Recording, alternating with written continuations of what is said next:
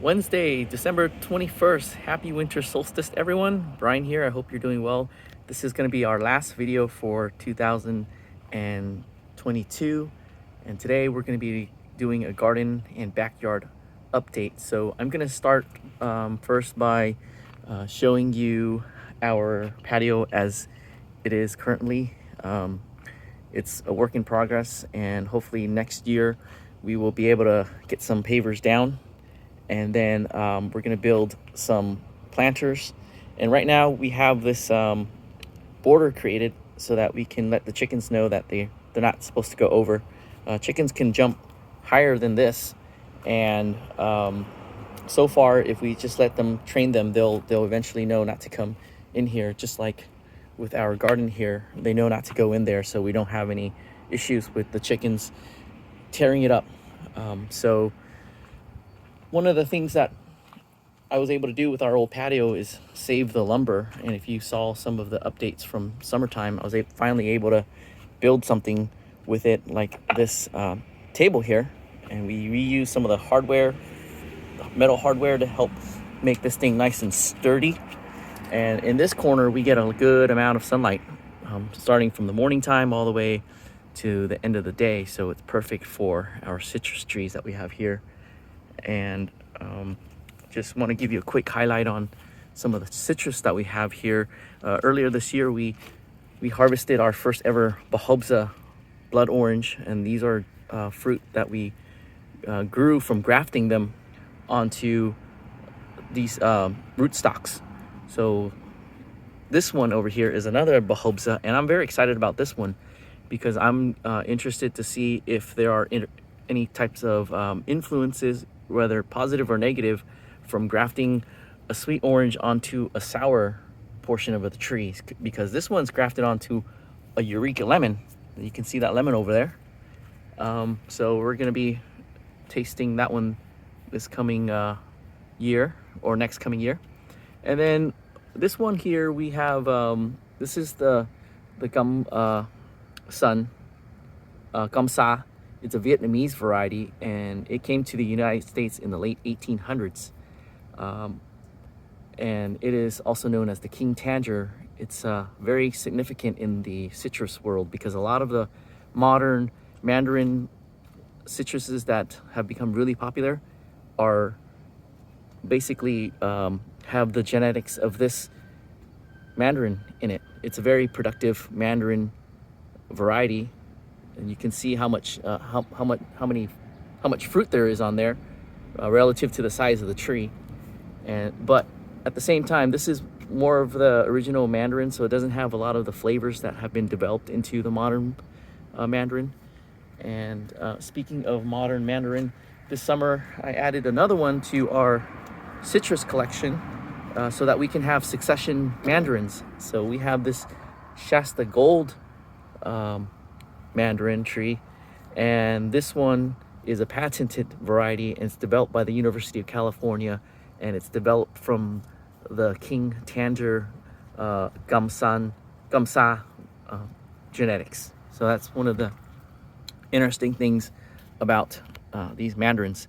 And then we're looking at this newest addition to the garden here, which is this table slash storage, and this is made from wood or lumber from a counter from our old patio.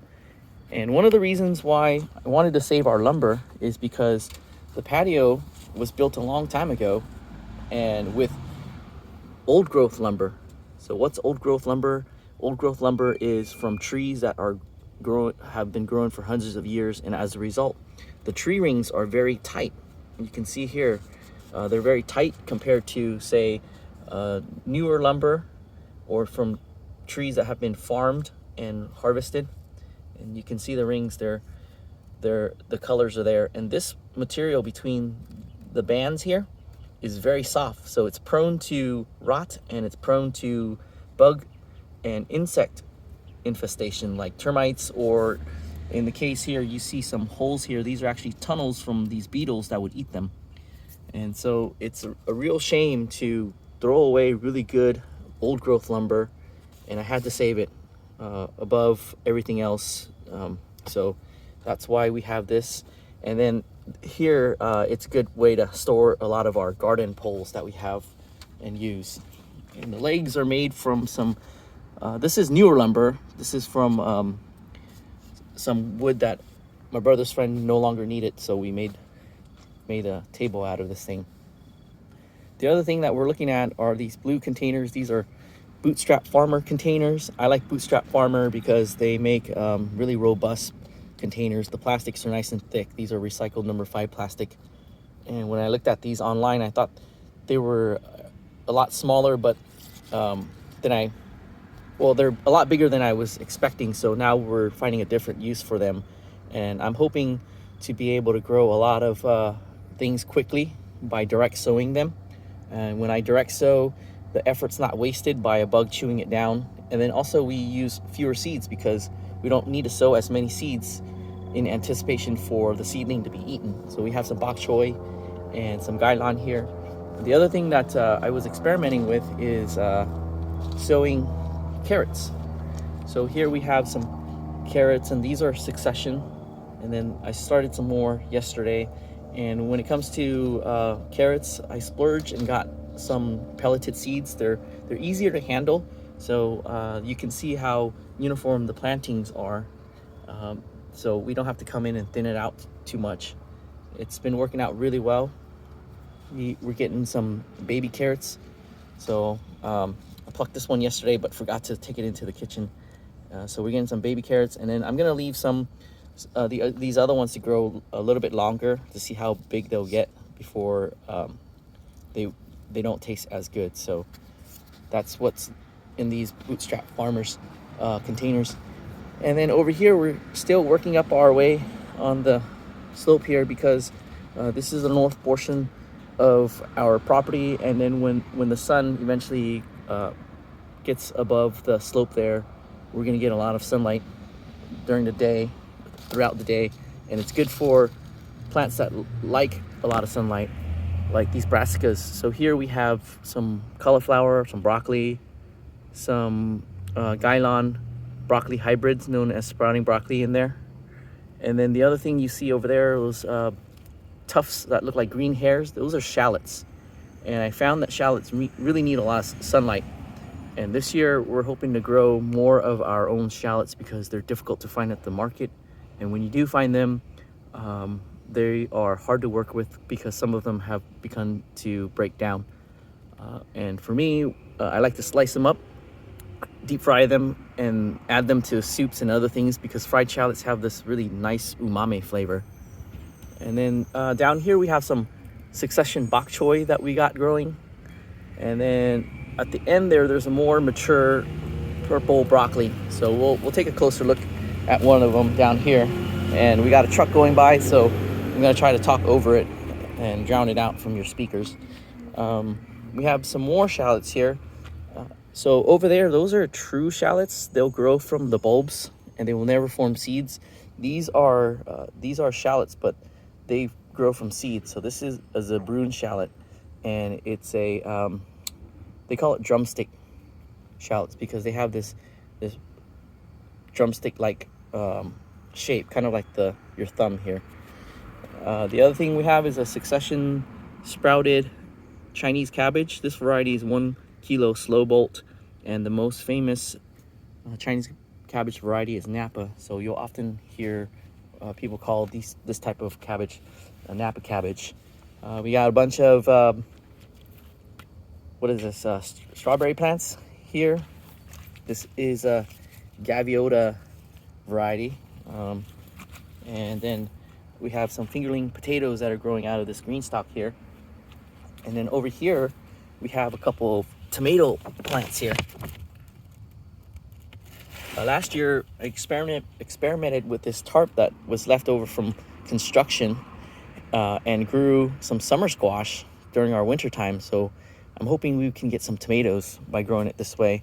But in the meantime, we're just seeing if these volunteer tomatoes will ripen. And speaking of heat to ripen tomatoes, here in Southern California, we're gonna have a warm Christmas. It's the temperatures this week are in the high 60s, and then on Christmas Day, it's gonna be in the 70s, so that's going to be interesting. This corner here is almost a dead zone for growing plants because we don't get enough sun. So I'm experimenting to see if we can grow some Peruvian corn here during the winter time. And so that's what we have here, and some giant mustard. This is the Gai Choi. And then surprisingly, the bitter melon plant is still growing, but I'm not sure that we're going to get enough warmth for it to make more fruit. And we have one that I haven't eaten, and it's turning ripe. It's got that yellow tinge to it now. And down here we have some more shallots. This is the conserver shallot that is grown from seed, and I grew it haphazardly this year. The shallots didn't form into a bulb that was workable, so I just plugged them back in into the bed here, and we'll see if they will get bigger and form a nicer shallot for us to use. And then here is the burgundy purple sprouting broccoli that's growing. And when it comes to sprouting broccoli, you're supposed to pinch off this head so that the energy can be directed to the side shoots. So we're going to do that at some point in the near future and just snack on it. And then over here we have an Eastern Magic broccoli that's forming its head as well. And then this is a cauliflower. And one of the things that you'll notice is that some of them have more holes than others, and I think that has to do with the robustness of the plant and the seeds. So the cauliflowers, they tend to get infested with white moths or white butterflies, and they'll chew them up. And when I see a bunch of them, I've realized or know that we don't need to pick at them, because if we support the plant, we'll come in with a feeding of either fish emulsion or some compost tea. It'll give the plant the nutrients it needs to fight them off. And so that's one way that we go about growing them. And then we coming down here, we have some more succession brassicas, and then these are more of the bootstrap farmer pots. And this time I'm going to try with just planting one Gailan plant. The dense planting hasn't worked out. We got leggy plants, so that's what we have over there. And then here we have some bok choy and a Burbank potato with some Bloomsdale spinach in the container. So that's what we have in this space. And as far as going back to our backyard space, I'm hoping to grow a little bit less in some of the areas that we're growing, just to open this up so that the kids can play in more. That means that we got rid of this. We're getting rid of this this row here where we were growing our corn, and then eventually we're gonna give up this this bed here.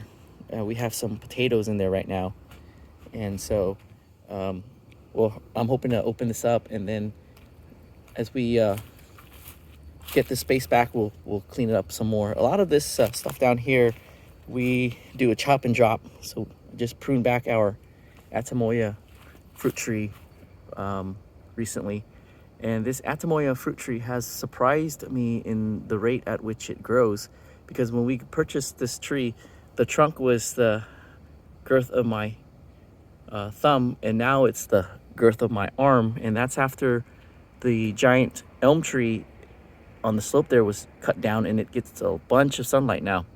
So it's grown really fast. So if you're in Southern California and you're looking to get a Atamoya or Cherimoya tree, you can get a young tree and save your money that way, and it'll grow really quickly in no time if you have a lot of sunlight.